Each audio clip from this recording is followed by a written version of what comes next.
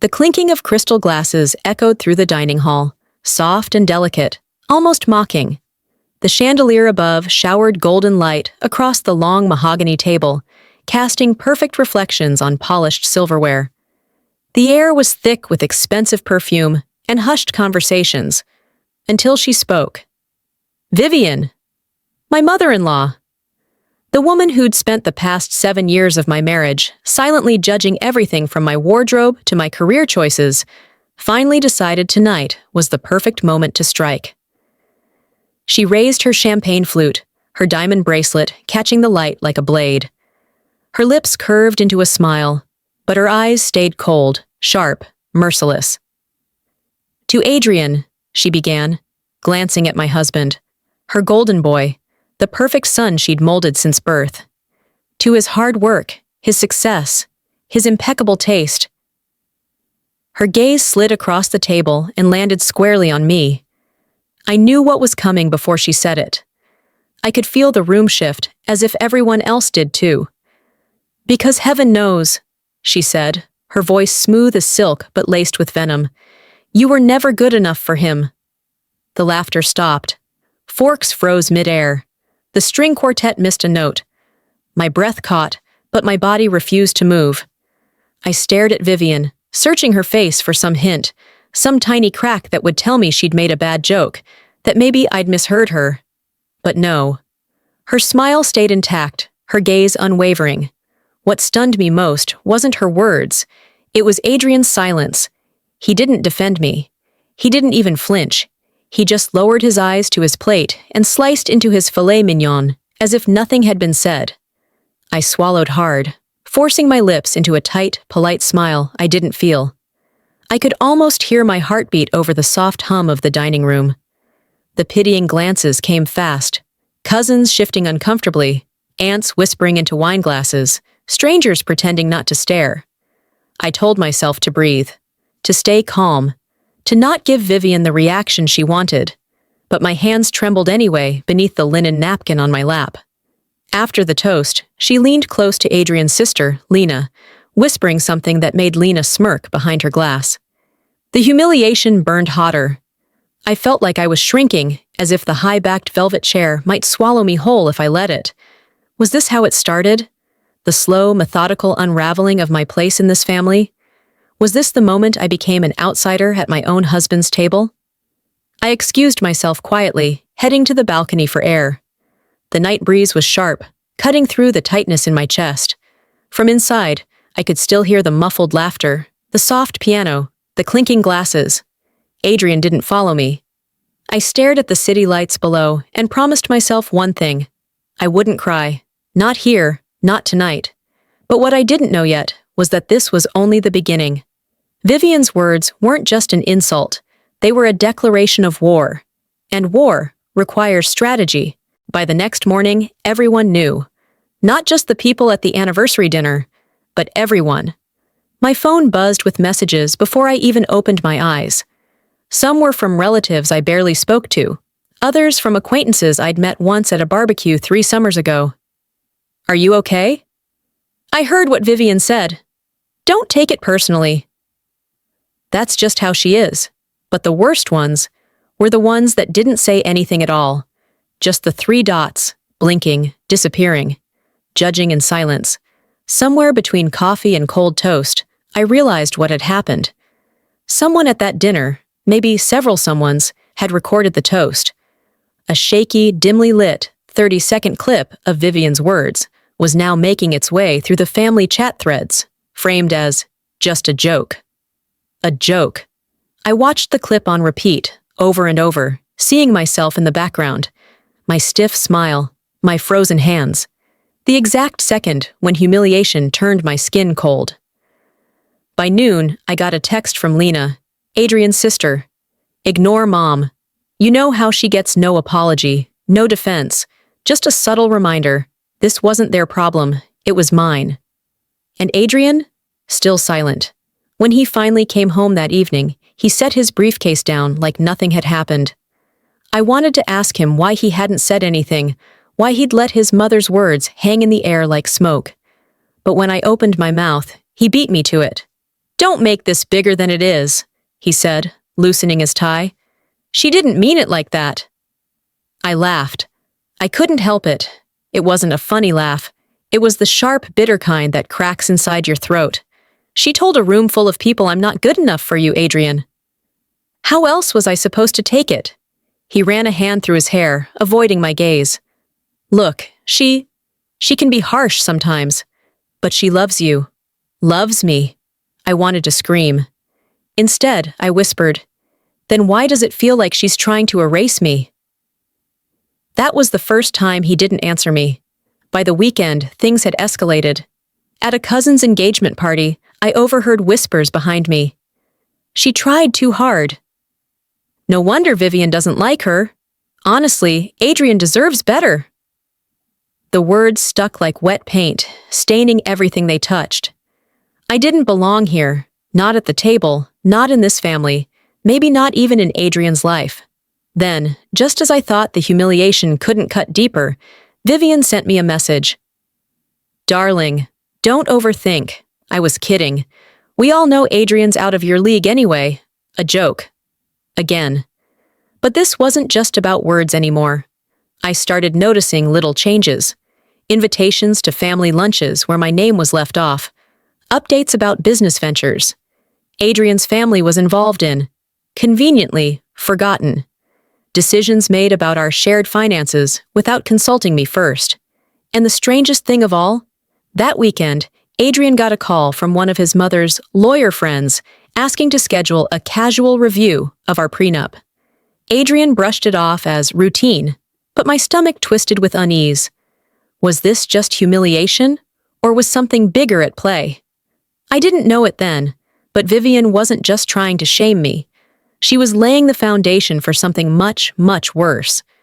The stain wasn't fading, it was spreading, and soon I'd find out just how far. 2 weeks after the anniversary dinner, I got the call. A polite voice from a private number introduced himself as Mr. Sullivan, a close family advisor. He spoke warmly, too warmly, in the kind of tone you'd use to coax a nervous child into a dentist's chair. "Vivian thought it might be a good idea," he said, "to schedule a quick review of some documents tied to the family business. Nothing serious, of course, just housekeeping, housekeeping." That word lodged in my chest like a splinter. When I told Adrian, he barely looked up from his laptop. "It's fine," he said. "Mom does this every few years. It's just to keep things organized." I wanted to believe him. I wanted to believe that Vivian's humiliation at the anniversary dinner was an isolated wound, not the start of something larger, sharper, systemic. So, I agreed.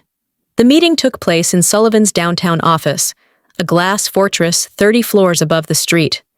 The walls were lined with abstract art, deliberately soulless, and the air smelled faintly of leather and polished stone. Vivian was already there when I arrived.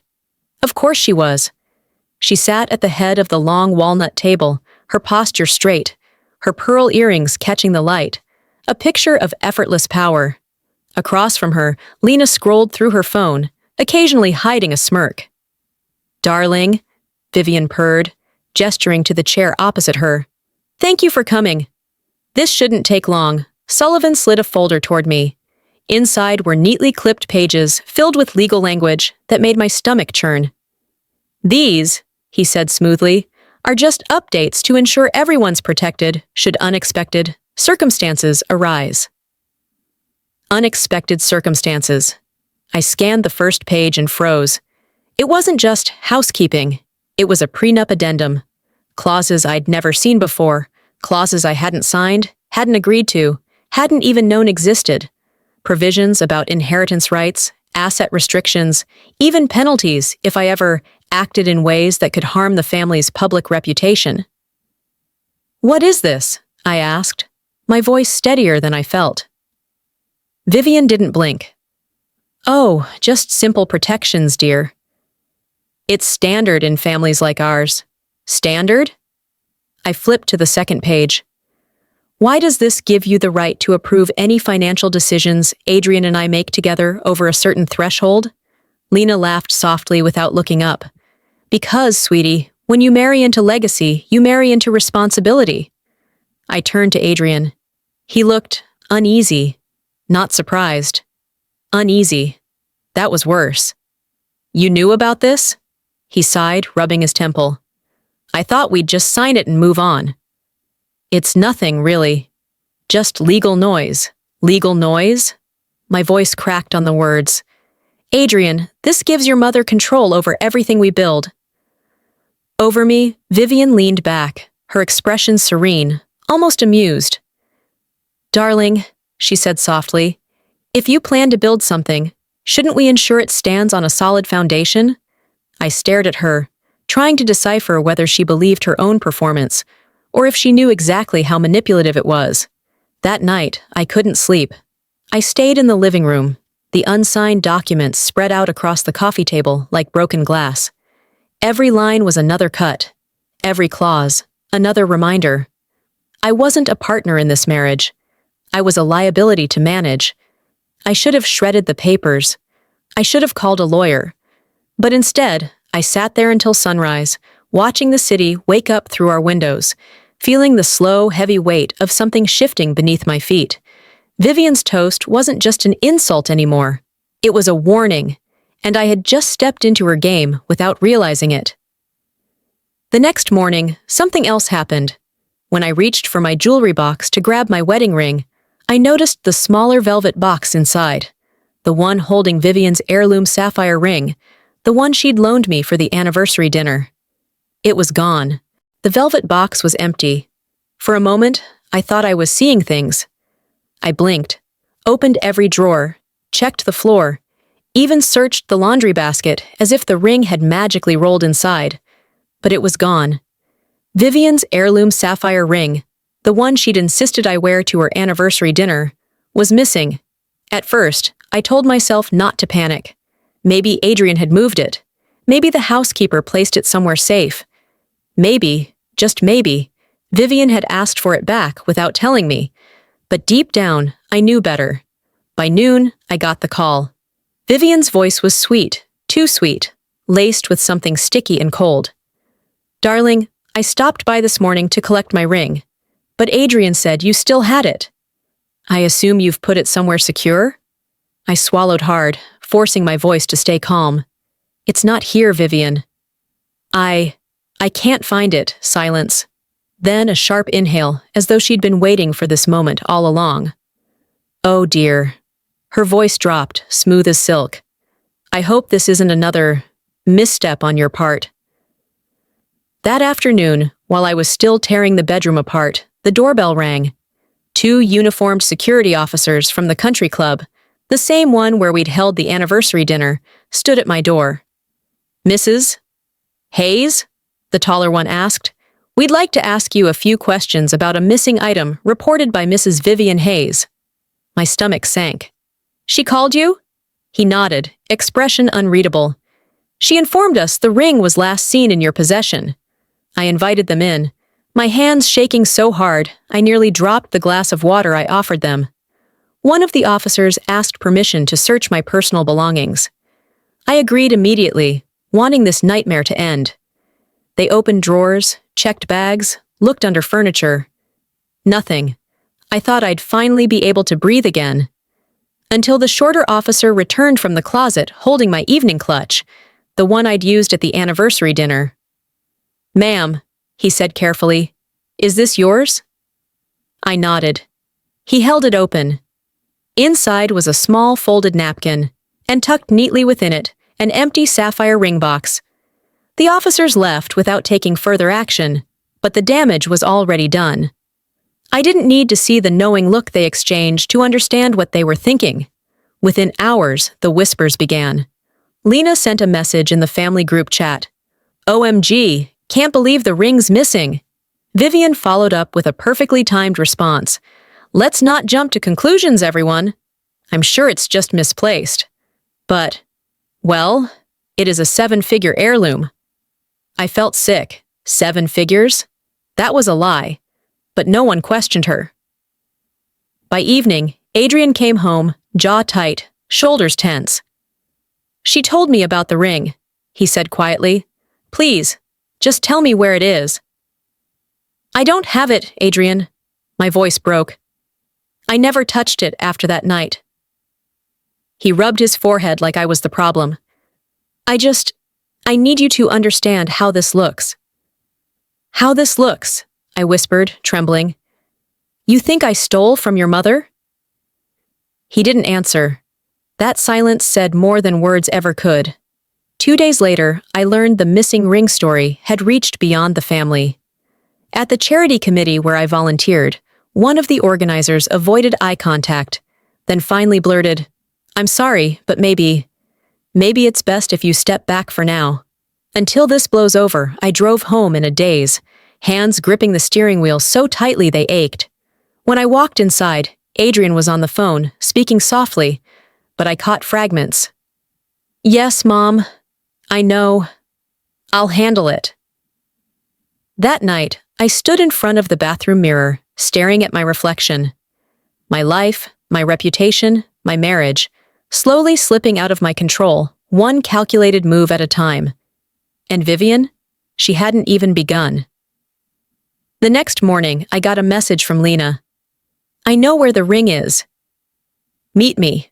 Alone, I stared at my phone, my pulse thundering in my ears. Was she trying to help me, or drag me deeper into Vivian's trap? I didn't know it then, but meeting Lena would change everything. Lena chose a small cafe on the far side of town, the kind of place where no one would recognize us. It was early evening, but the rain hadn't stopped all day, and the streets were slick, reflecting the soft glow of neon signs. I spotted her immediately in the corner booth. Perfectly styled hair, immaculate nails. Calm as ever, like this wasn't about the missing sapphire ring that had practically destroyed me overnight. Thanks for coming, she said, offering a faint smile as I sat down across from her. She didn't look nervous, not even a little. I took a deep breath. You said you know where the ring is. She stirred her coffee slowly, deliberately, before answering. I do. My stomach tightened. Then why haven't you told anyone? Why let this get so out of hand? Her gaze finally met mine, and for a split second, I saw something sharp flash behind her polished expression.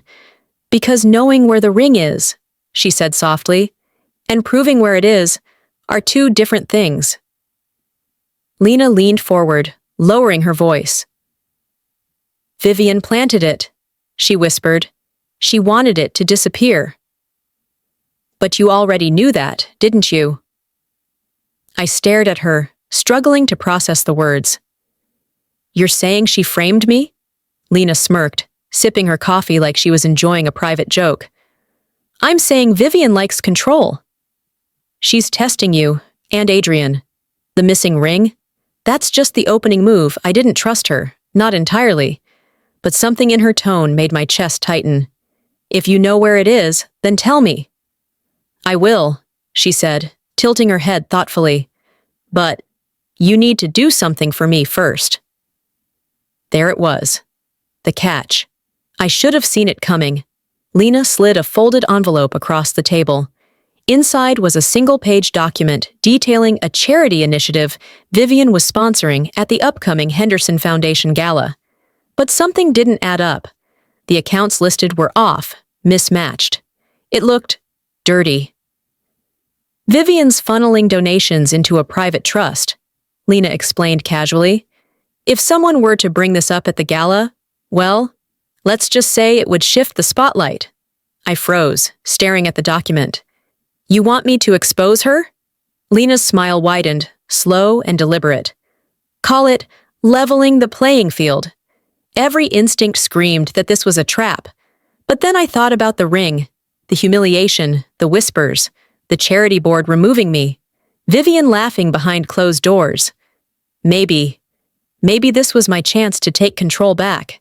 Why are you helping me? I asked, narrowing my eyes. Lena leaned back, crossing her arms, her smile never faltering. Because, she said smoothly, I'm tired of playing by her rules. And maybe I like watching her sweat, for once. I didn't know if I believed her, but I left the cafe with the envelope anyway, clutching it like a lifeline.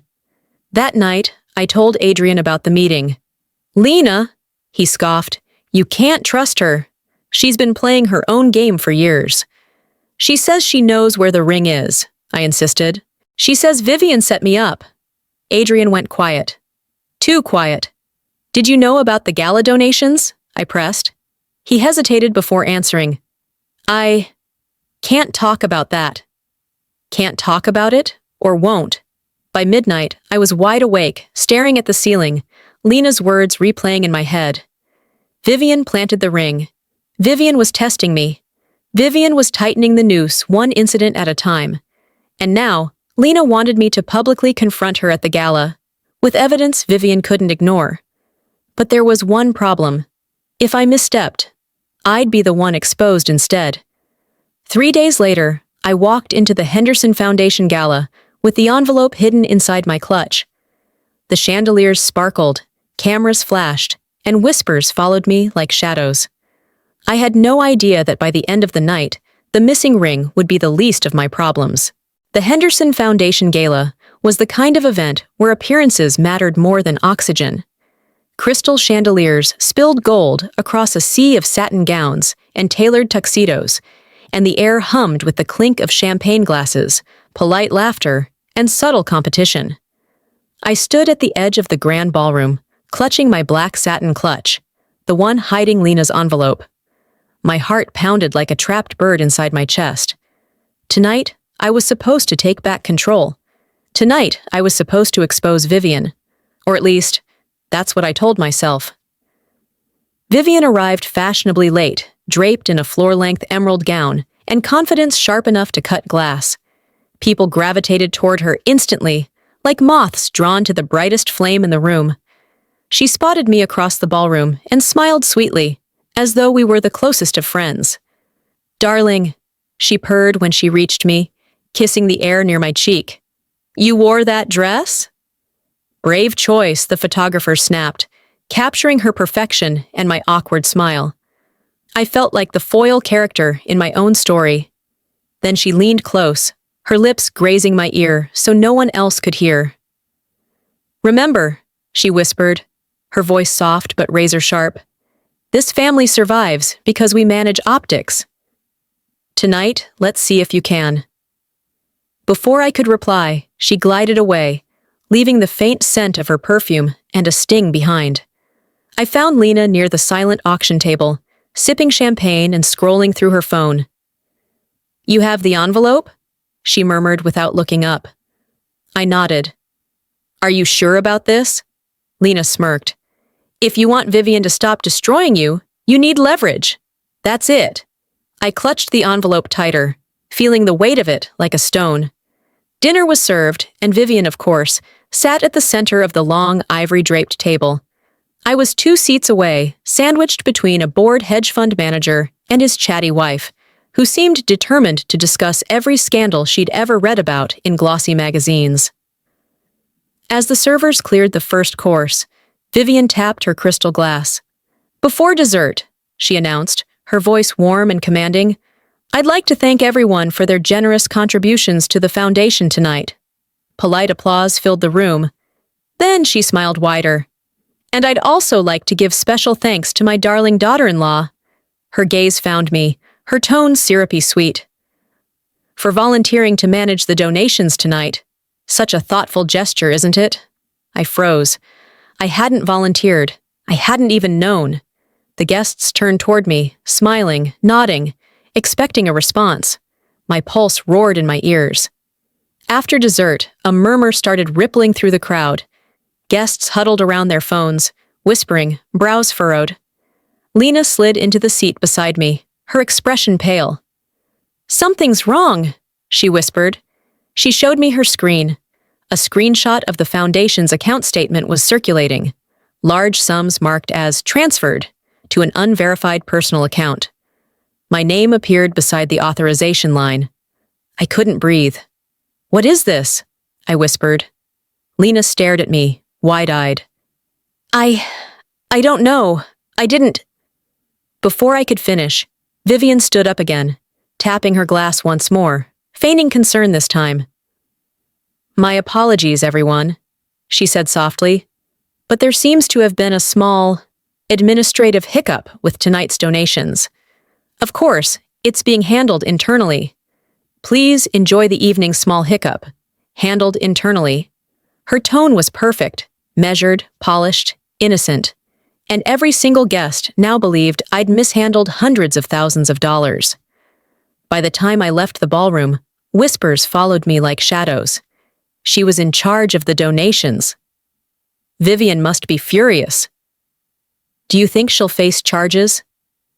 Adrian found me in the hallway, his face pale and drawn.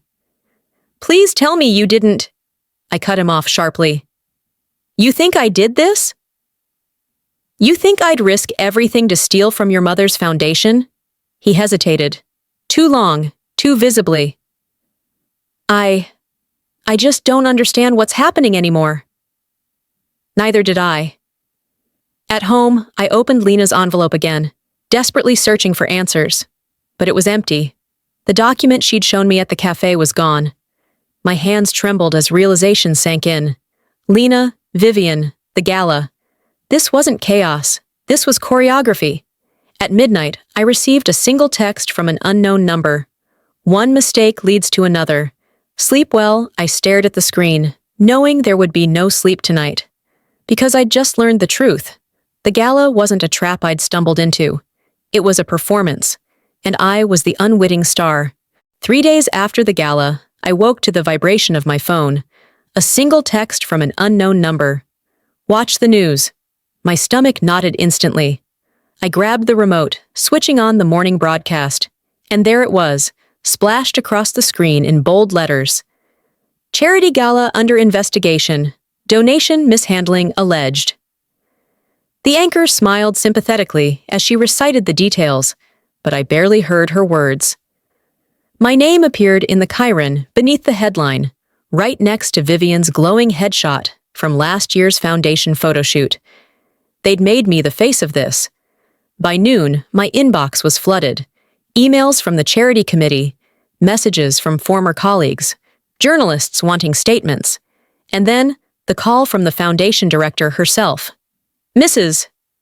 Hayes, she said stiffly, there's been troubling information brought to our attention. I swallowed hard. I didn't take a single dollar.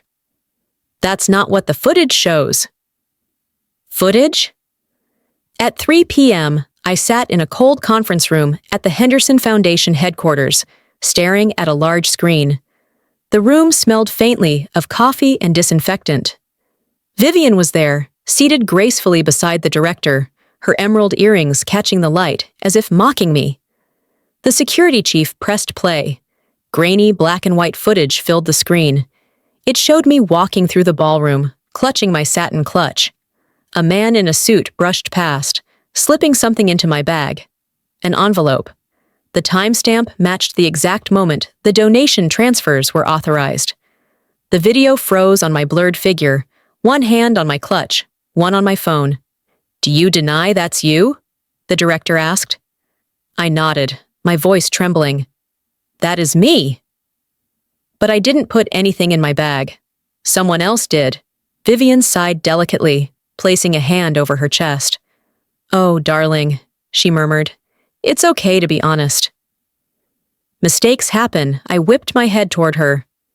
Are you implying I stole from the foundation? Her lips curved into that same soft smile. I would never accuse you, unless, of course, the evidence forces us to consider the possibility. I left the meeting shaking. My legs felt hollow, like the floor might collapse beneath me at any second. When I reached my car, Adrian was waiting outside, leaning against the hood, arms crossed. I told you, he said quietly, you shouldn't have gotten involved with Lena. My chest tightened. This wasn't Lena. He looked at me, tired, resigned. Then who was it? I opened my mouth to answer, but stopped when I noticed something in his expression. Hesitation, fear, guilt. Adrian, I whispered, stepping closer. What do you know? He looked away. That night, I called Lena, demanding answers. You set me up! I shouted the moment she picked up. Her voice was calm, too calm. Relax. If I wanted to destroy you, you'd already be done. That video? That wasn't me. Then who? She hesitated, then lowered her voice. Listen carefully. Mom has people watching everything. The gala was a test. She wanted to see how far you'd go to protect yourself. And guess what? I gripped the phone so hard my knuckles ached. What? You failed. I hung up on her, pacing the living room in silence until the doorbell rang. 2 uniformed officers stood outside. Mrs. Hayes, one said politely, we'd like to ask you a few questions regarding the gala investigation. We'll also need to collect your personal devices for review behind them. At the end of the driveway, Vivian's black sedan sat parked beneath the streetlight. I couldn't see her face, but I didn't have to. I already knew she was smiling. By midnight, I sat in bed clutching my pillow, staring into the darkness. Everywhere I turned, Vivian was 2 steps ahead. Every mistake traced back to her. Every rumor, every headline, every whisper at the charity committee. It all came from her. I thought the anniversary toast had been humiliation. But this was dismantling. And as I lay there in silence, my phone buzzed again. A blocked number. Sleep tight, sweetheart. Tomorrow will be worse. The next morning, I woke to find a new gift on our doorstep. A copy of our prenup addendum, highlighted in neon pink, with a single handwritten note across the top. You'll want to read Clause 14 carefully. I flipped to it with trembling fingers. It granted Vivian emergency financial authority if I was deemed mentally unfit to handle household affairs. And now, the entire foundation board believed I'd stolen money. Suddenly, I understood. The gala wasn't just about ruining my name. It was about building a legal case against me. I didn't sleep that night. Not even for a moment. Clause 14 haunted me. The mental unfitness clause. It was more than legal language. It was a knife. A way to cut me out of everything without touching me directly. By sunrise, I knew one thing for certain. Vivian wasn't just trying to humiliate me. She was trying to erase me. I spent the morning at the bank, determined to get answers. I wanted to see our accounts, our assets, our liabilities, everything. I expected polite resistance, maybe a few hoops to jump through, but I didn't expect the look the banker gave me when I asked to see Adrian's division statements. Mrs. Hayes, she said softly, lowering her voice, perhaps you should discuss this with your husband first. I am discussing it, I said firmly. With you. She hesitated, glanced around, then leaned forward. There are multiple private loans under his name, significant ones. They're backed by your mother-in-law's collateral. The room tilted slightly. How significant? She slid a folder across the counter and whispered, You should sit down. 3 personal loans, 2 lines of credit, all quietly guaranteed by Vivian's trust. The numbers were staggering. 7 figures, maybe more. I gripped the edge of the table, my knuckles pale. So she owns him, I whispered. The banker frowned. Technically, she owns the risk. Number. She owned us. When I got home, Adrian was in his study, hunched over his laptop, scrolling through spreadsheets. He looked exhausted, the shadows under his eyes darker than I'd ever seen them. Why didn't you tell me? I asked quietly from the doorway. He didn't look up. Tell you what? I stepped inside, tossing the bank folder onto his desk. The papers fanned out like spilled secrets. This! He froze, his hand hovering over the trackpad. How long? I demanded. How long have you been using her money to keep your division afloat? He dragged his hand down his face, finally meeting my eyes. 5 years. 5 years. And you didn't think I deserved to know? I didn't want you to worry, he said softly. And Mom said... I cut him off sharply. Stop. Stop telling me what Mom said. Do you even hear yourself anymore? His jaw tightened, but he said nothing. I walked to the window, pressing my forehead against the cool glass, trying to steady my breathing. Do you understand what this means? I whispered. She owns the loans, Adrian. She owns you. And if she takes you down, I go with you. She wouldn't do that. he said quickly. Too quickly. I turned, staring at him. Haven't you been paying attention?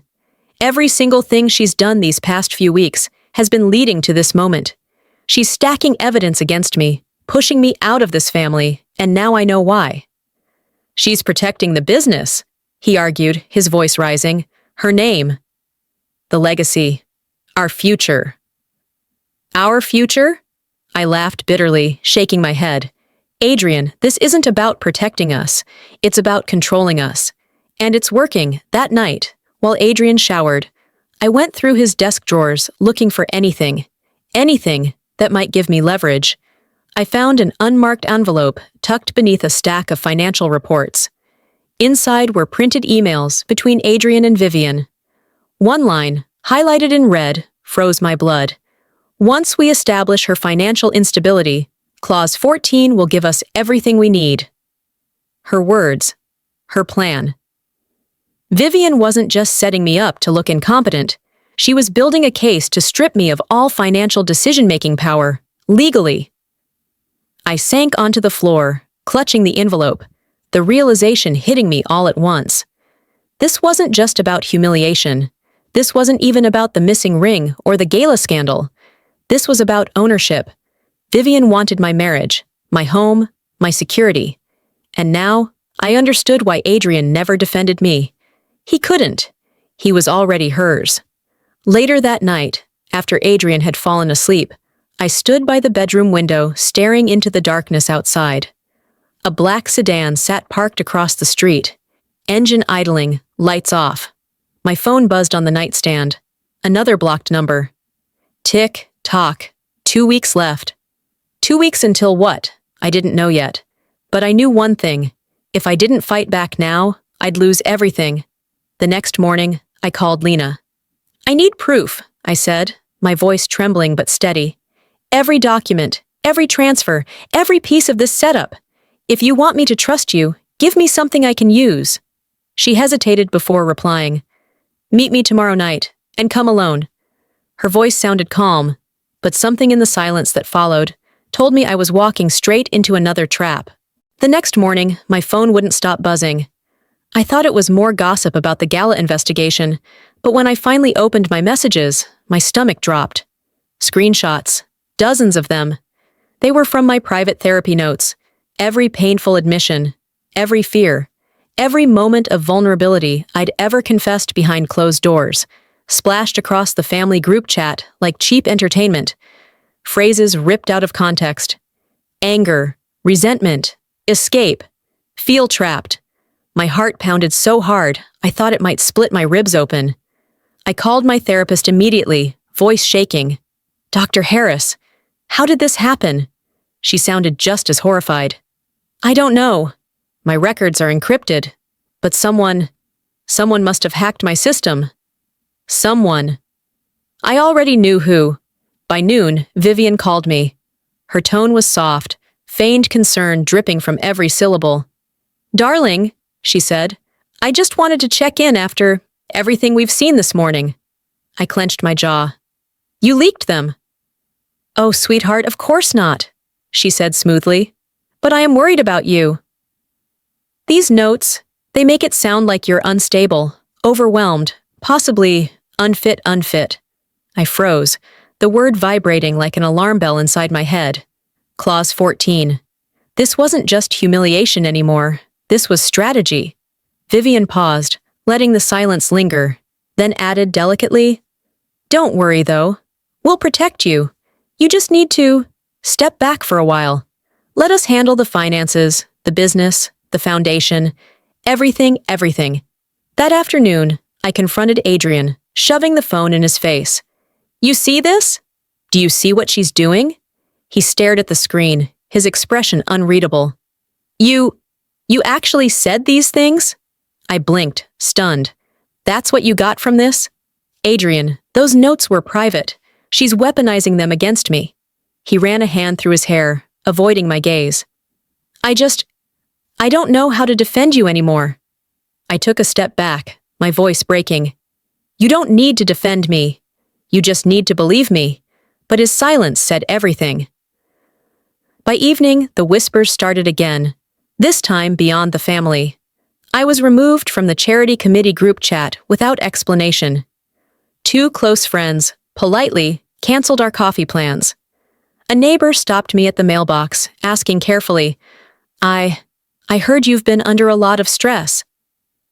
Is everything okay at home? The world was shrinking around me, walls closing in, faster than I could breathe. At midnight, Lena finally called. You're spiraling, she said, her voice hushed but sharp. Spiraling? I snapped. Your mother just painted me as unstable. She leaked my therapy notes, Lena. Yeah, she said flatly. And you know why. I gripped the phone tighter. Clause 14. Exactly. Her tone softened slightly.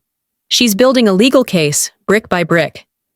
First, the missing ring, then the gala, now the therapy notes. She's creating a narrative, one where you're unpredictable, emotional, unfit. And once the board buys it, you'll lose control of everything.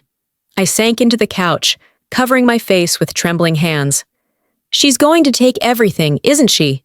Lena hesitated before answering. She already has, sweetheart. You just don't see it yet. That night, I went digging for answers, searching through Adrian's emails, financial statements, anything that could explain how deep Vivian's influence went. That's when I found it.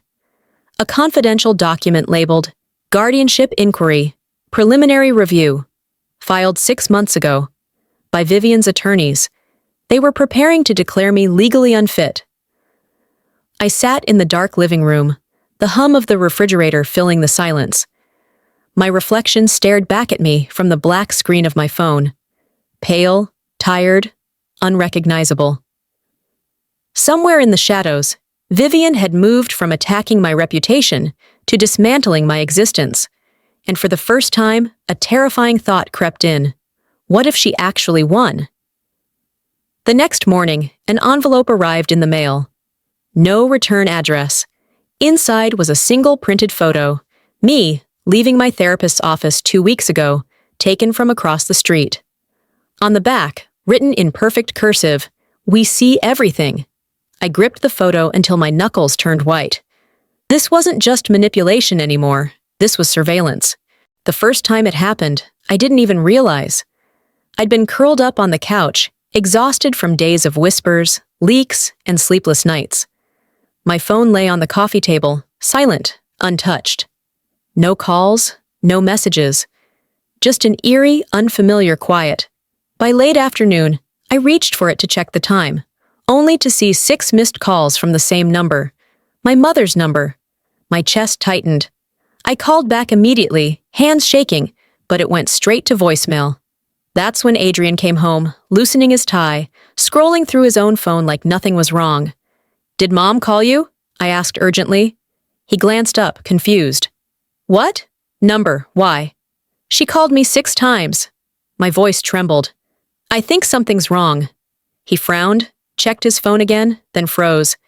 There's nothing here. No missed calls. 2 hours later, my sister finally answered when I called her from the landline. Her voice cracked the moment she picked up. Where were you? She cried. Mom collapsed this morning. They tried calling you all day. My throat closed. What? I didn't get any messages. They said your phone was off, she choked out.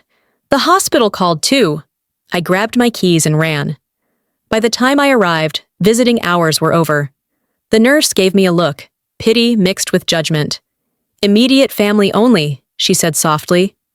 I am immediate family, I gasped. I'm her daughter.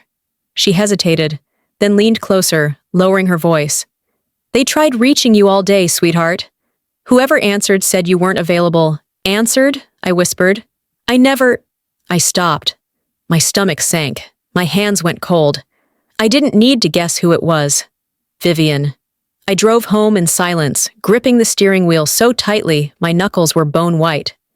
Adrian sat in the passenger seat, scrolling through messages, oblivious. Vivian stopped the calls, I said finally, my voice low, flat. He looked up, startled. What are you talking about? She knew Mom was in the hospital. She intercepted the calls. She wanted me to miss it. Adrian shook his head, rubbing his temples. That doesn't make sense. Why would she? Because, I cut him off, my voice breaking, she wants everyone to believe I'm unstable, neglectful, unfit. She's building her case.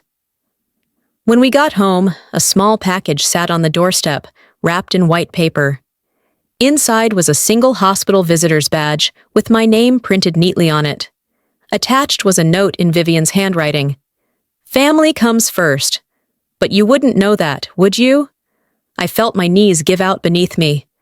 That night, I confronted Adrian in the kitchen, slamming the note onto the counter. Do you still think this is coincidence? I demanded. He glanced at the badge, frowning. This doesn't prove anything. I laughed bitterly, my voice sharp and hollow. It proves everything, Adrian. She knew. She wanted me to miss it. She wanted me to look like a daughter who doesn't care. He leaned back against the counter, silent, his expression unreadable. Tell me something, I said softly, stepping closer. If I disappeared tomorrow, would you even fight for me?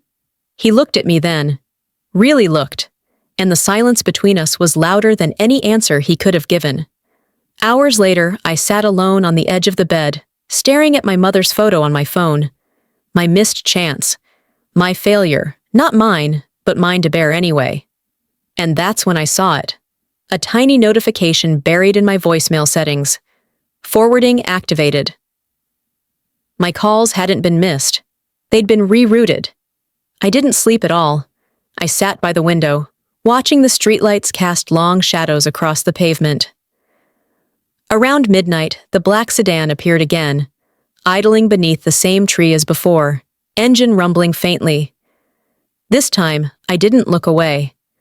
I stepped closer to the glass, phone in hand, heart pounding in my ears. The sedan didn't move. Whoever sat inside wanted me to know they were there. The next morning, I received another envelope on the doorstep. No return address. Inside was a single photograph. Me, standing outside the hospital last night, staring up at the lit windows.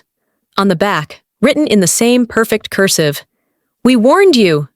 Tick, tock. I clenched the photo so hard it crumpled in my fist. Vivian wasn't just dismantling my reputation anymore. She was dismantling me.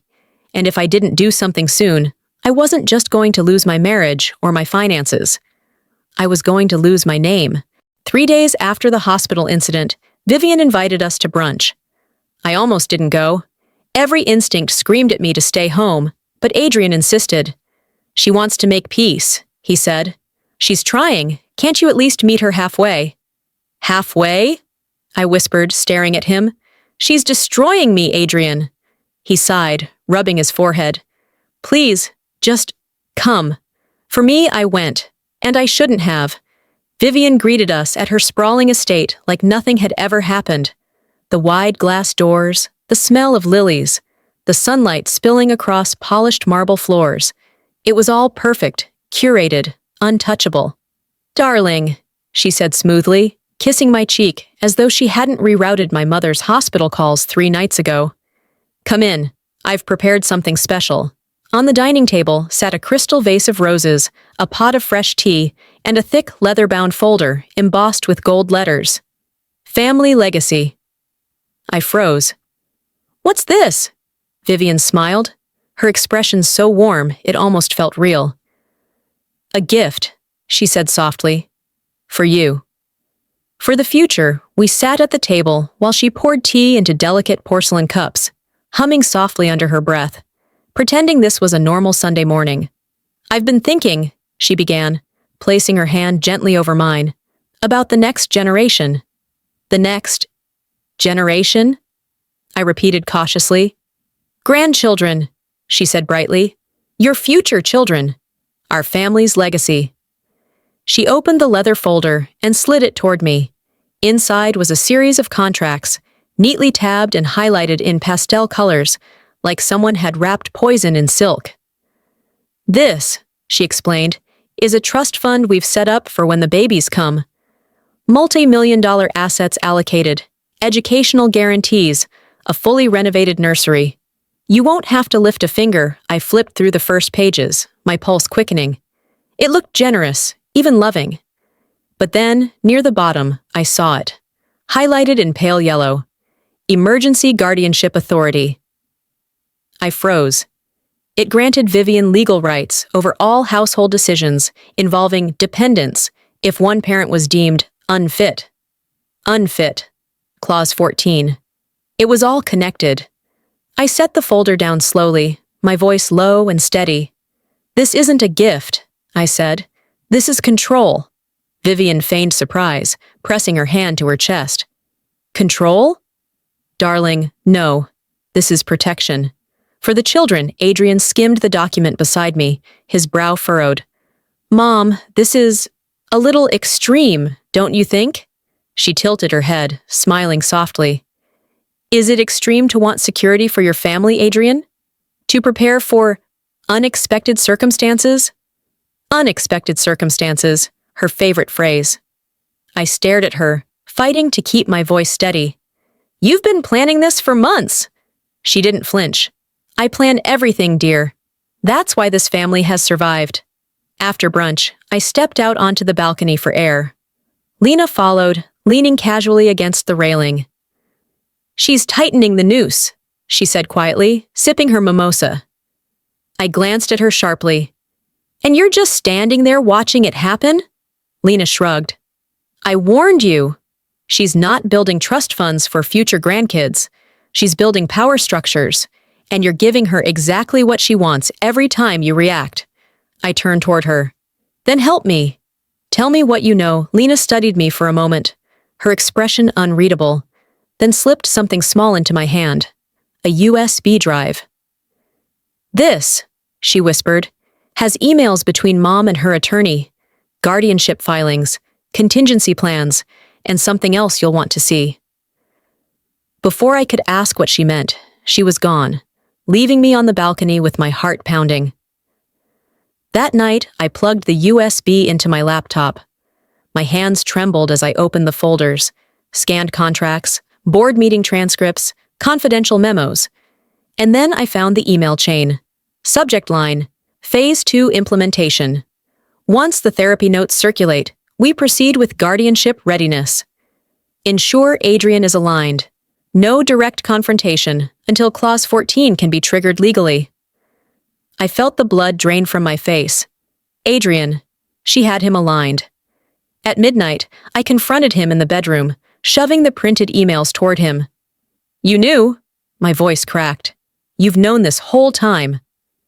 He stared at the papers, silent.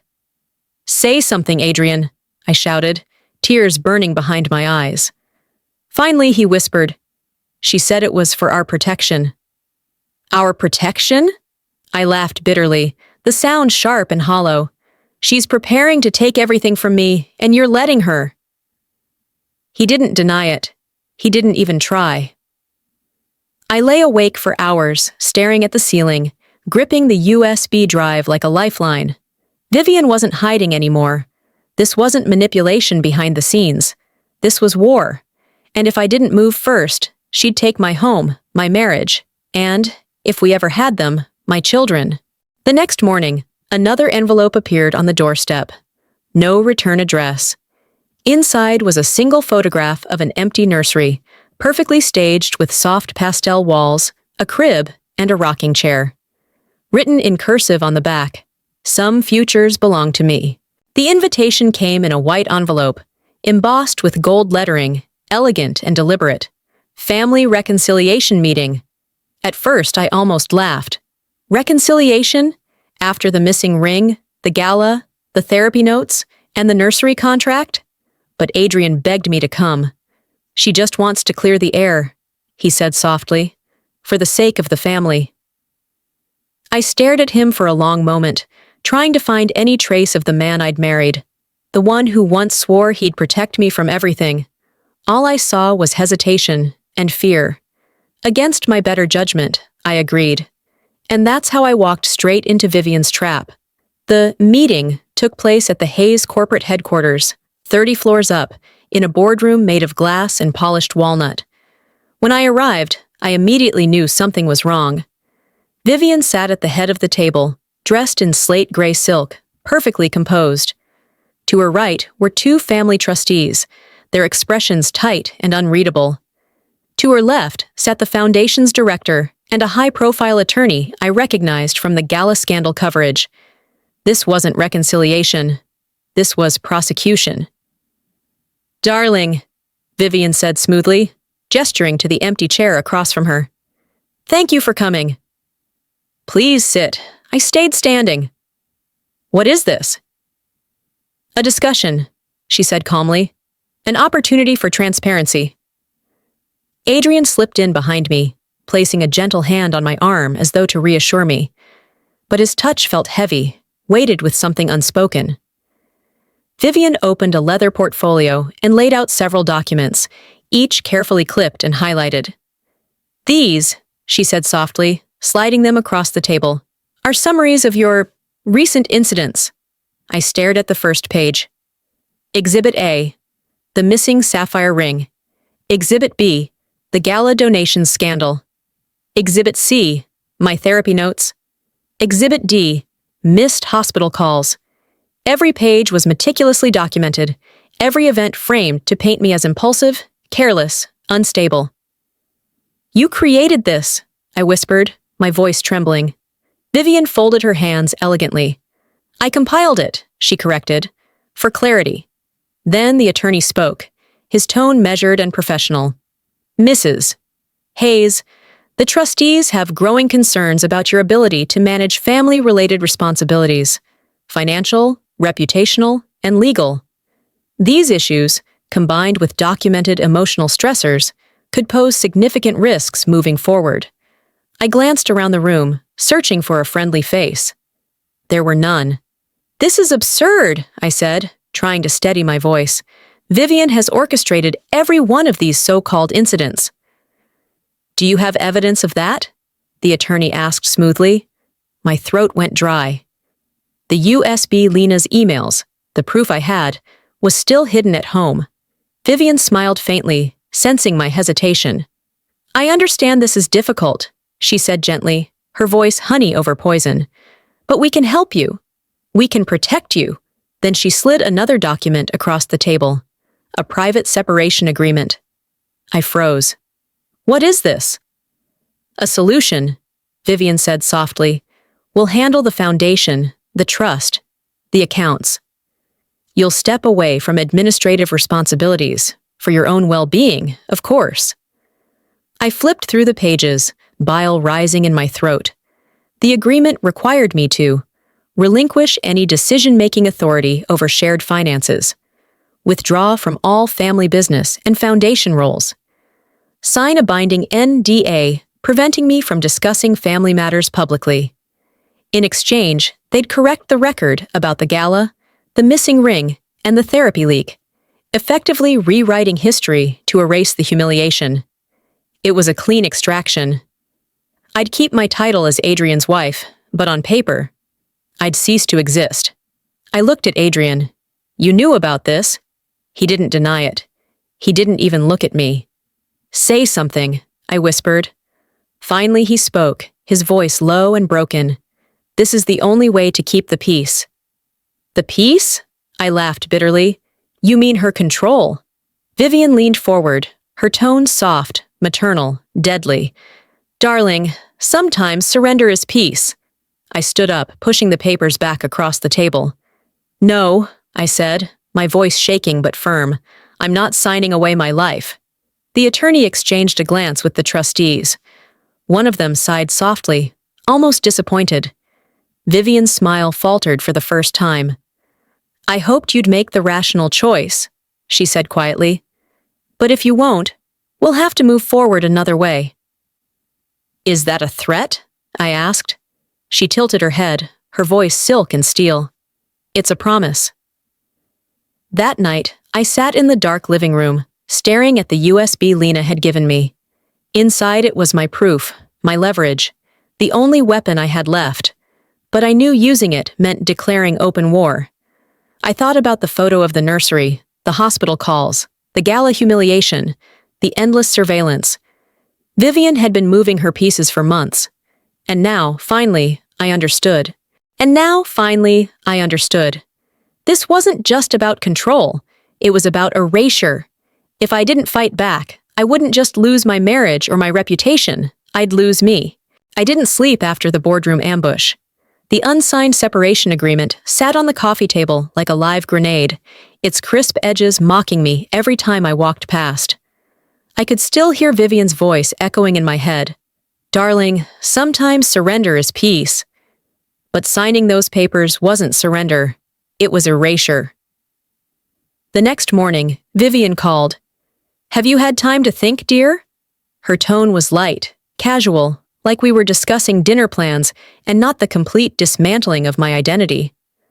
"I'm not signing it," I said, forcing my voice to stay steady. Silence. Then, softly, almost lovingly, "You'll regret this." She hung up before I could reply. That day, Adrian barely spoke to me. He avoided eye contact, retreating into his study and closing the door. I could hear the low murmur of his phone calls through the walls, muffled, hurried, secretive. By evening, Lena showed up unannounced. She didn't ring the doorbell.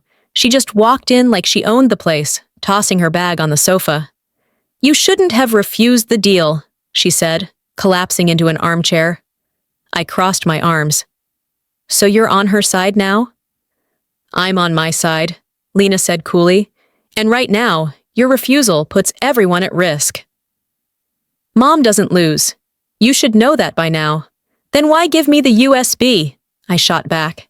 She smirked faintly. "Because watching her squirm is fun. But helping you win? That's impossible." That night, I finally opened the files on the USB. I needed ammunition, something concrete, anything to break her chokehold over my life. Inside were hundreds of emails between Vivian and her lawyers, each more calculated than the last. She'd choreographed everything: the missing ring, the gala scandal, the therapy notes leak, even the hospital call rerouting. Every incident had been engineered to paint me as unstable, untrustworthy, incapable. Then I found it. The smoking gun. An email chain titled "Final Contingency Plan."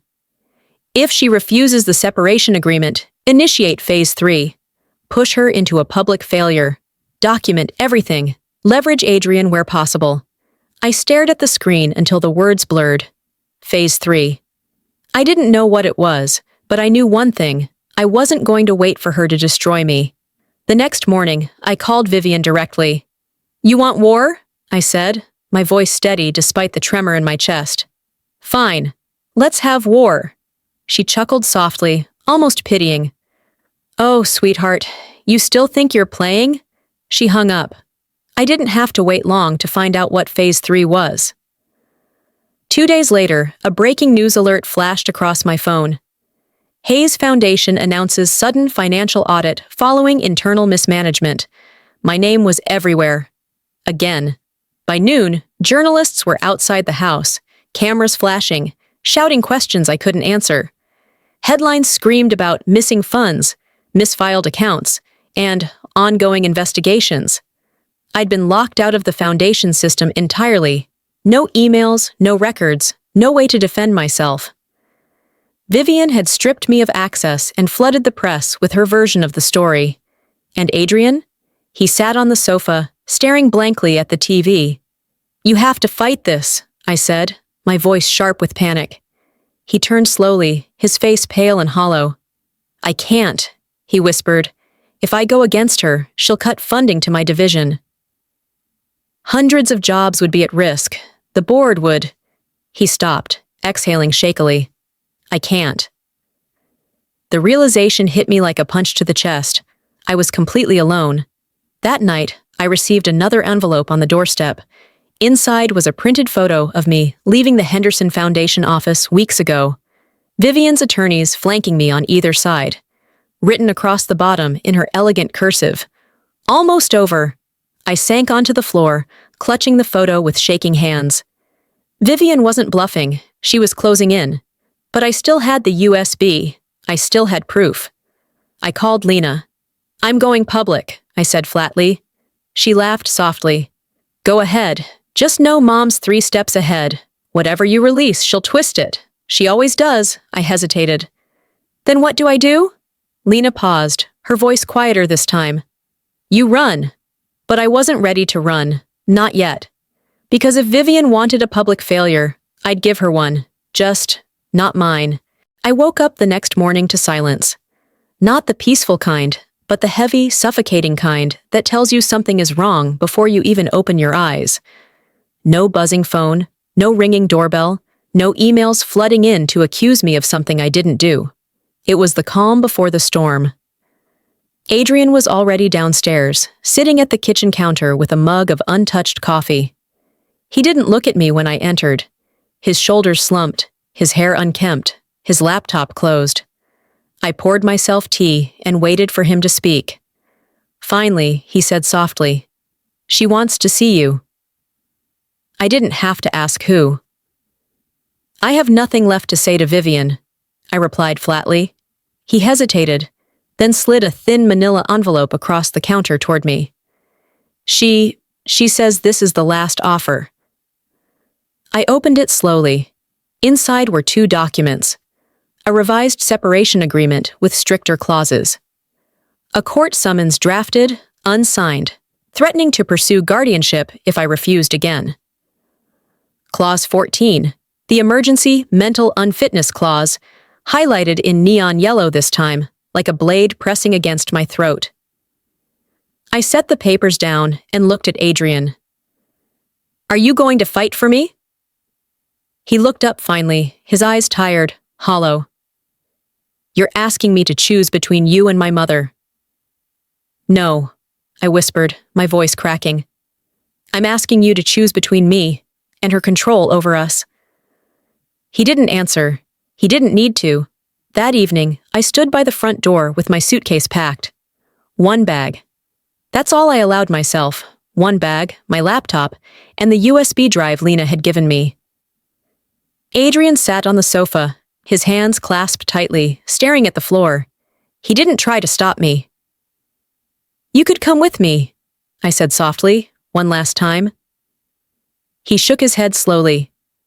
"You don't understand. I owe her everything." The words shattered something inside me I didn't even know was still whole. I nodded once, picked up my suitcase, and walked to the door. But when I opened it, I froze. A package sat on the doormat, wrapped in matte black paper, tied with a white silk ribbon. My name written neatly in Vivian's perfect cursive. I knelt down, hands trembling as I unwrapped it. Inside was a framed photo of Adrian and Vivian at the Hayes corporate gala last year. Laughing, champagne flutes raised, completely in sync. Taped to the bottom corner was a handwritten note. "Back where he belongs." I stared at the photo until the edges blurred through my tears. That night, I checked into a small apartment on the other side of town. Bare walls, 1 window, silence that echoed. It should have felt like freedom. Instead, it felt like exile. I thought leaving would end the nightmare, but I underestimated Vivian.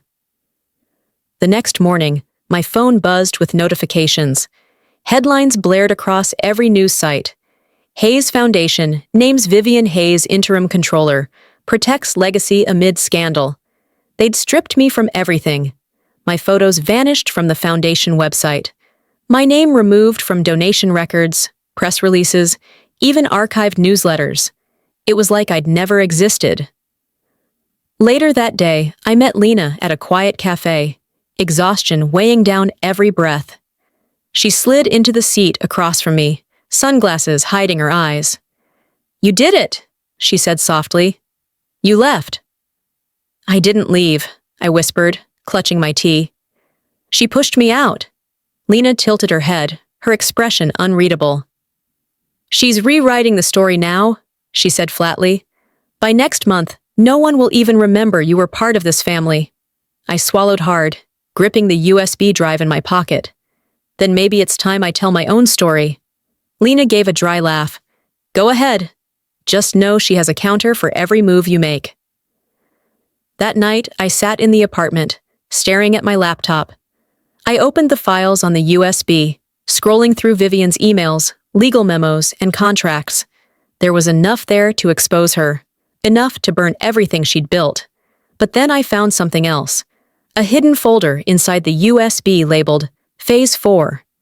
Inside were scanned documents, property deeds, company shares, and Adrian's personal financial statements, all transferred quietly into Vivian's control. She didn't just own his division, she owned him. And suddenly, the photograph made sense. Back where he belongs. She hadn't taken Adrian from me. He'd been hers all along. I closed the laptop slowly, the room spinning around me. Vivian had won. But as I stared at the city lights through the narrow apartment window, a strange calm settled over me. Because somewhere deep down, beneath the fear and humiliation, I knew one thing. This wasn't over. Not yet. I used to think silence meant peace. Now I know better. Silence is heavy. It carries everything unsaid, everything broken, everything stolen.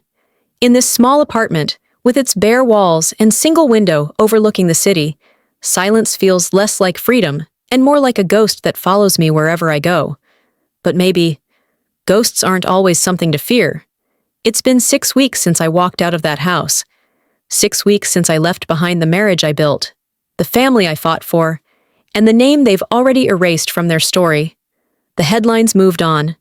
The gala scandal is old news now. The foundation recovered, restructured, and Vivian took control. Officially, proudly, completely. Adrian stands at her side in every photo, smiling, unburdened, back where she always wanted him. I stopped looking at those pictures after the first week. At some point, staring at what you lost becomes its own form of self-destruction. I've learned to live smaller here. I buy groceries from the little market on the corner. I walk to the park when the noise in my head gets too loud. I drink my morning coffee in chipped mugs I picked up from a thrift shop. No crystal chandeliers, no charity galas, no curated perfection. And for the first time in years, every single thing around me is mine. It's strange how something as simple as choosing your own dishes can feel like rebellion. I still dream about the house sometimes, the sound of the garden fountain, the way the sun spilled through the kitchen windows in the mornings, the soft creak of the stairs. But when I wake up, I remind myself, that house was never really mine. Neither was Adrian. He belonged to her world long before I stepped into it. I just didn't want to see it. Yesterday, I finally opened the USB drive again. I read every email, every contract, every detail of Vivian's perfectly orchestrated trap. And instead of anger, I felt something else. Clarity. Vivian didn't beat me because she was stronger. She beat me because I was playing the wrong game. I spent years defending myself against her lies when I should have been telling my own truth. I haven't decided what to do with the USB yet. Part of me wants to burn it, to leave this entire nightmare behind me. But another part, the quieter, steadier part, knows I might need it someday. Because people like Vivian, they don't stop. They just wait for the next opportunity to remind you of the power they hold. And next time, I won't be unprepared. Last night, I walked down to the park at sunset, the city skyline glowing amber against the horizon. Families were out, kids running in circles, couples sharing quiet conversations on benches, an old man feeding birds near the fountain. I sat on the grass, closed my eyes, and let the sound of laughter and wind drown out the ghosts in my head.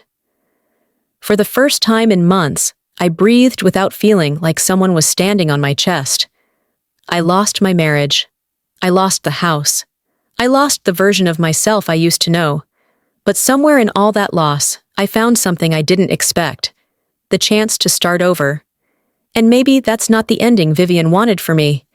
But it's the one I'm choosing. So if you've stayed with me until the end, maybe your heart has felt something too. If you've ever been pushed to the edge, made to question your worth, or fought battles no one else could see, you're not alone. Leave a comment, hit like, subscribe, if you'd like to keep sharing these stories with me. Because I have more to tell. And this isn't the end. It's the beginning. Thank you for listening to the whole story. I hope you will support my future works.